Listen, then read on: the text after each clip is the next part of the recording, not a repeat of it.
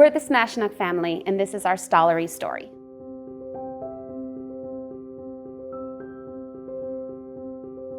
Arabella is a force of nature. If she decides she's going to do something, she's going to do it. She's got more perseverance than any adult I've ever come across.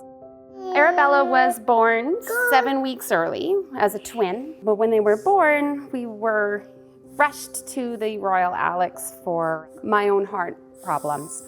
So I went into heart failure and they needed to be delivered right away. They had to do an emergency C-section because they were both sitting in frank breech positions, but she had her umbilical cord wrapped around her neck.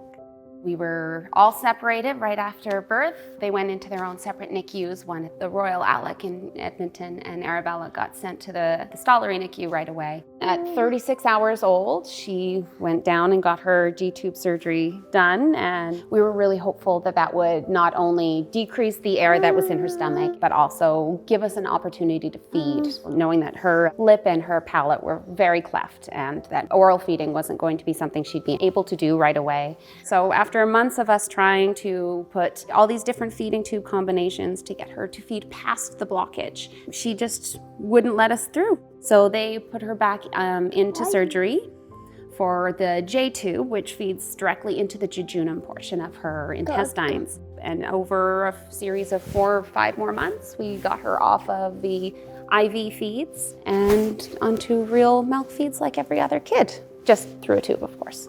For the first stage, she was there for 7 months. In September, when we brought her home for the first time to Grand Prairie, she was there for 5 weeks and she got very, very ill. Within a matter of hours, went from being a healthy, happy little kid to being septic and lethargic. We took her into the emergency room in Grand Prairie and she was immediately deemed necessary to fly back to the Stollery. They admitted her with the highest case of sepsis in 2019 and saved her little life just in the nick of time.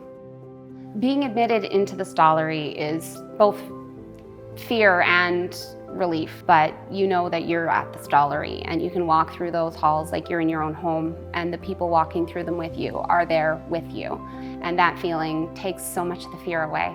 I would say that it would be important to buy a ticket to support the hospital and support the children that need the care. You've known somebody who needs that care. You will know somebody who needs that care.